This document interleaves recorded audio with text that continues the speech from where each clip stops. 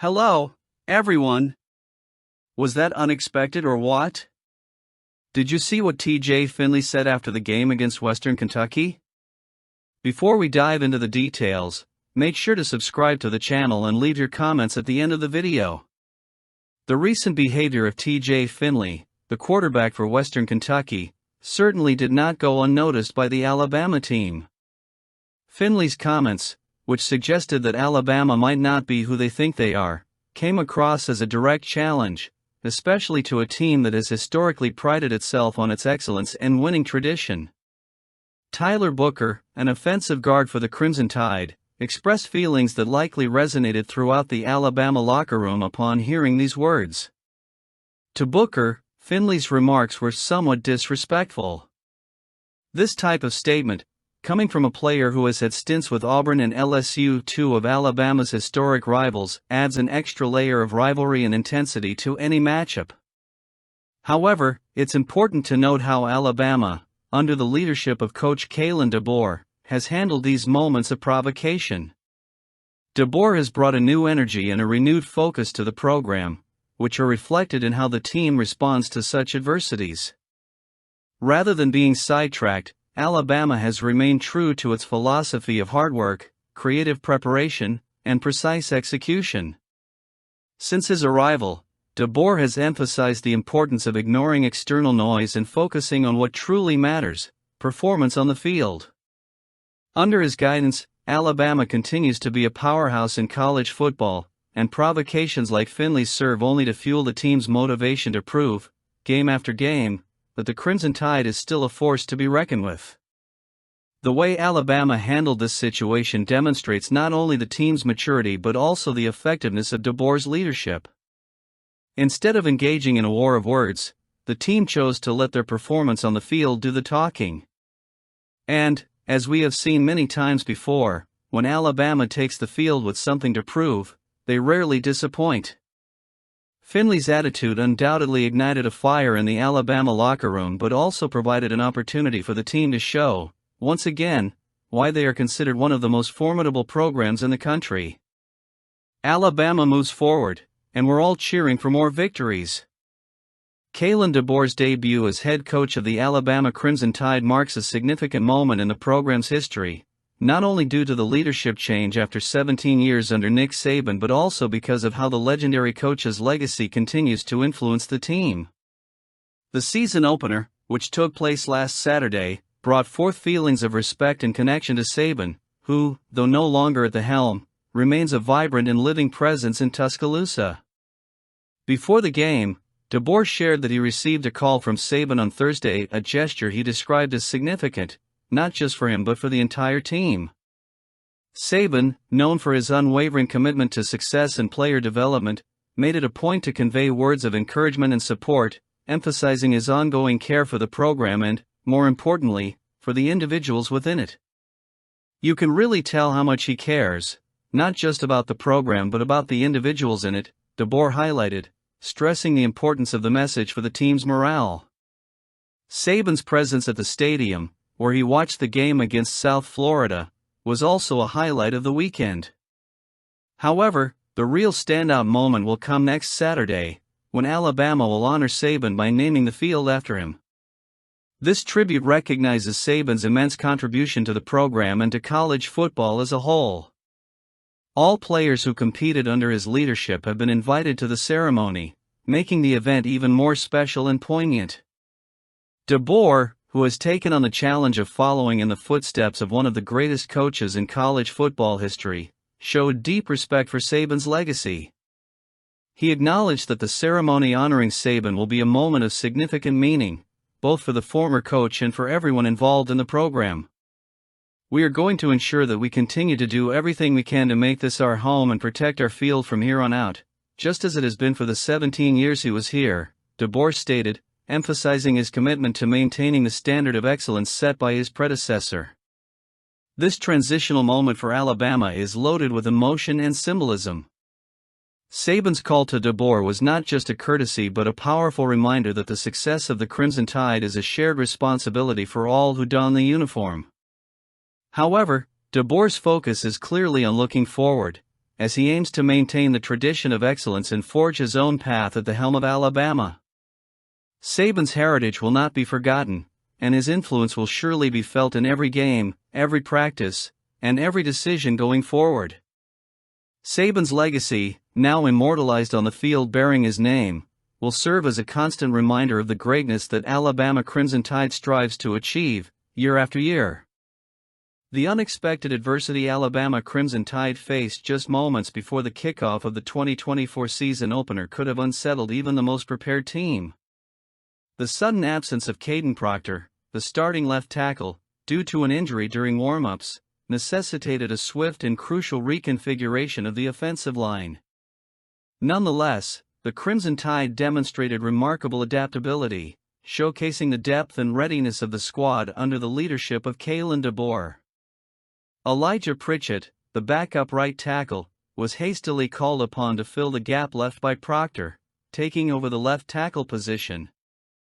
While the final score of 63-0 might suggest an easy victory, the reality is that Pritchett's performance was pivotal in maintaining the stability of Alabama's offensive line amidst this last-minute adversity. Tyler Booker, the team's left guard, did not hesitate to praise Pritchett, acknowledging his teammates' effort and resilience. Pritch played a very good game. Obviously, there's room for improvement for everyone, but for Pritch, someone who has been working as a right tackle for a while and to be able to step in and play as left tackle, he did a very good job, said Booker. These words underline Pritchett's ability to adapt quickly, despite not having played as a left tackle since competing with Proctor for the starting position the previous year. Pritchett's performance was also highlighted by offensive coordinator Nick Sheridan, who emphasized the team's confidence in their offensive line players. The training philosophy, which prioritizes versatility and preparing players to perform in different positions, was crucial for Pritchett to effectively assume his role. "We have confidence in the guys in that room. You have to be ready when you're called upon.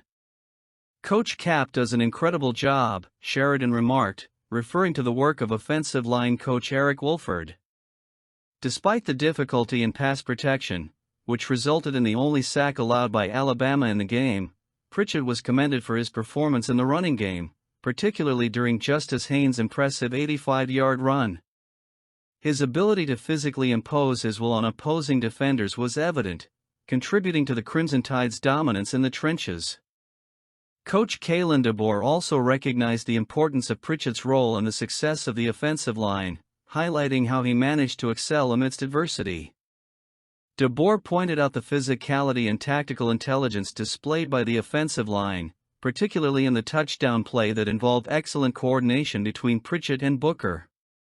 With a total of 600 offensive yards, of which 334 were gained on the ground, Alabama demonstrated a solid and cohesive performance.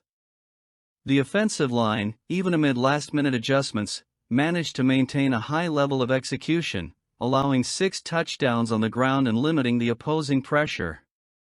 Elijah Pritchett deserves recognition for his ability to assume a crucial position at a critical moment, showing that Alabama Crimson Tide possesses depth and preparation few teams can match.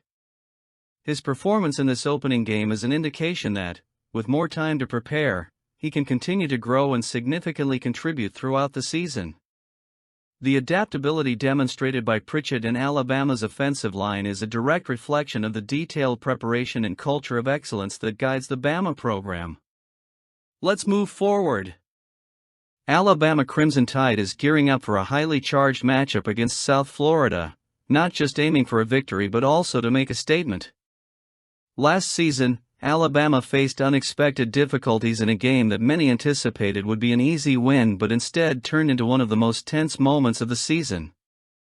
With only a narrow 17-3 win in Tampa, the team's sloppy performance, combined with adverse weather conditions and the absence of Jalen Milroe on the field, raised doubts in the media about Alabama's ability to win the Southeastern Conference Championship or make it to the college football playoff. This year, however, the narrative has changed. Under the leadership of Kalen DeBoer and with Jalen Milroe firmly established as the starting quarterback, Alabama has a clear mission, not just to win, but to dominate South Florida at Bryant-Denny Stadium.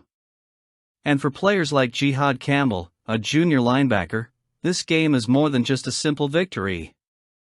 It's a chance to settle scores and show the true strength of the Crimson Tide.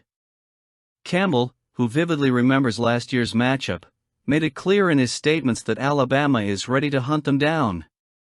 His words reveal a team motivated and prepared to tackle a fast-paced South Florida offense. They run very fast, but we are a fast defense, Campbell asserted, expressing confidence in Alabama's defensive ability to neutralize opposing threats. South Florida's quarterback, Byron Brown, who returns to the field after a notable performance last year, will undoubtedly be a prime target for the Alabama defense. Brown racked up 87 passing yards and 92 rushing yards in the previous game, proving to be a dual threat that the Crimson Tide defense will need to contain. Yet, Campbell seemed unfazed when asked about facing Brown again, simply stating, "We'll see him on Saturday." This confidence mirrors the words of Kalen DeBoer, who during Monday's press conference conveyed a clear message to his team: respect everyone, but fear no one. This philosophy seems to have been fully embraced by the Alabama players, who are determined not to repeat past mistakes and to demonstrate why they remain one of the powerhouses of college football. Beyond the on-field clash, Saturday's game will be special for another reason. Alabama will dedicate the field in honor of legendary coach Nick Saban, a ceremony that will surely add even more emotion to the event. Saban, who now watches from a distance, still maintains a strong connection to the program, and his influence continues to be felt by both the players and the new coaching staff. This game against South Florida is not just another match for the Crimson Tide. It's a moment of reaffirmation, an opportunity to show that Alabama has learned from past adversities and is stronger and more prepared than ever. With Jalen Milroe leading the offense and a defense determined to hunt their opponents, Alabama steps onto the field not just with the intent to win, but to make a powerful statement. The Crimson Tide never forgets and is always ready to demonstrate its true strength. And the game goes on. Kalen DeBoer's hiring by Alabama Crimson Tide is quickly proving to be one of the most astute decisions in recent college football history. When Nick Saban announced his retirement, the task of replacing a legend like Saban seemed nearly impossible. There was a list of potential successors, including names like Steve Sarkisian, Mike Norvell, Dan Lanning, and Dabo Swinney, all highly respected coaches with solid resumes. However, it was DeBoer who was ultimately chosen to lead Bama, and so far, this choice appears to be exceeding all expectations. Greg Byrne, the Alabama director, certainly faced a difficult task in making this decision. With so many options, each with their own strengths and weaknesses, the pressure was immense to make the right choice. Looking back, as the weeks of the 2024 season progress, it becomes clear that Byrne hit the mark by bringing DeBoer to head the program. While Clemson may be ruining the loss of Dabo Swinney to Alabama, and Mike Norvell faces significant challenges with his Florida State team, DeBoer has shown a remarkable ability to keep Alabama on track. After leading Washington to the national championship game, DeBoer brought with him a winning mentality and an approach that, while different from Saban's, has proven equally effective. His early success at Alabama suggests he has the right mix of discipline, strategy, and charisma to continue the legacy of excellence that Saban left behind. The performance of other candidates for the position only reinforces the wisdom of Byrne's choice. Mike Norvell, for example, faced harsh criticism after his Florida State team started the season with 2 consecutive losses. The loss to Boston College, where the Seminoles' defense gave up 260 rushing yards, raised serious doubts about Norvell's preparation and leadership ability. Similarly, Dan Lanning, who was considered one of the hot names during the offseason, failed to impress with Oregon's modest victory over Idaho, which somewhat dimmed his luster. However, in Tuscaloosa, the mood is one of great happiness. While it's too early to declare DeBoer's success definitive, the first impressions are extremely positive. The coach has managed to keep the Crimson Tide focused and prepared, even amid immense pressure and inevitably high expectations. His willingness to adapt and quickly learn the nuances of football in the SEC, combined with his successful experience in Washington, is beginning to bear fruit. DeBoer's style, which differs from Saban's more authoritarian approach, has been seen as a breath of fresh air for the team. This subtle change in leadership dynamics may be exactly what Alabama needed to continue its trajectory of success, without sacrificing the culture of discipline and excellence that Saban cultivated. Byrne, in turn, deserves recognition for this hire. Taking into account the current landscape of college football, where money and motivations are constantly changing, Byrne demonstrated a strategic vision that may secure his place in history as one of the standout directors in the SEC. Of course, DeBoer's ultimate success at Alabama will be measured by the championships he can win. College football is a sport that values victories and titles, and the expectation in Tuscaloosa is no different. However, based on the first weeks of the season, there is reason to believe that DeBoer could very well guide the Crimson Tide back to the top. Let's move forward. Rich Rodriguez, the charismatic coach of Jacksonville State, brought a touch of humor and reality to the college football world while discussing the possibility of a matchup between his team and the mighty Alabama Crimson Tide. During his weekly Rich Rod show, Rodriguez didn't mince words, stating he'd be more than willing to face Alabama, but with one clear condition: a payment of a few $1 million. In response to a listener who suggested a matchup between Alabama State teams, instead of games against out-of-state teams, Rodriguez joked about the financial opportunity such a game could represent for Jacksonville State. "If they want to pay me $2 million, I'll be there Saturday and Sunday, I'll play them twice, make $4 million, and help our budget," he said, eliciting laughter and probably sparking thoughts on the financial realities of smaller college football programs. Rodriguez's proposal, though made in jest, touches on a very real issue in college football: the financial imbalance between elite programs like Alabama and smaller teams like Jacksonville State. For many smaller teams, facing giants like the Crimson Tide can be a lucrative opportunity, even if the outcome on the field is predictably disastrous. Rodriguez, with his usual irreverence, went further, mentioning he'd be willing to sing Roll Tide, Alabama's iconic battle cry, if it meant sealing the deal. This relaxed and self-deprecating stance is part of Rodriguez's charm but also highlights the difference in expectations and priorities between college football programs at different levels of competition. The connection between Rodriguez and Alabama director Greg Byrne adds an interesting layer to the conversation. Byrne, who hired Rodriguez during his time at Arizona, certainly understands the nuances of negotiations between teams of different calibers. While a game between Alabama and Jacksonville State might seem unlikely, Rodriguez didn't miss the chance to plant the idea that, for the right price, anything is possible.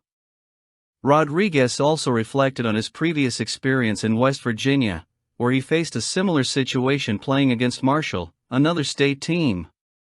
He recalled how those games, though not the most desired, are part of the reality of college football, where rivalries and expectations often outweigh logic. "You're supposed to beat Marshall, right? So, I wasn't really in favor of playing them," said Rodriguez, acknowledging the inherent pressure in these local matchups. The reality is that Alabama, under the leadership of Nick Saban and now Kalen DeBoer, rarely faces smaller state teams, with the last time being in 1944 against Howard, now Samford. Instead, the Crimson Tide has traditionally focused on facing out-of-state teams, possibly to avoid any risk of strain in regional rivalries. For Jacksonville State, the coming years will bring significant challenges, including scheduled games against Auburn in 2026 and UAB in 2027 and 2028. Rodriguez expressed hope that one day he might face Troy, another state team, reinforcing the idea that these local matchups hold special value, both emotional and financial, for programs like Jacksonville State. That was funny. Now I want to hear your opinion. Comment.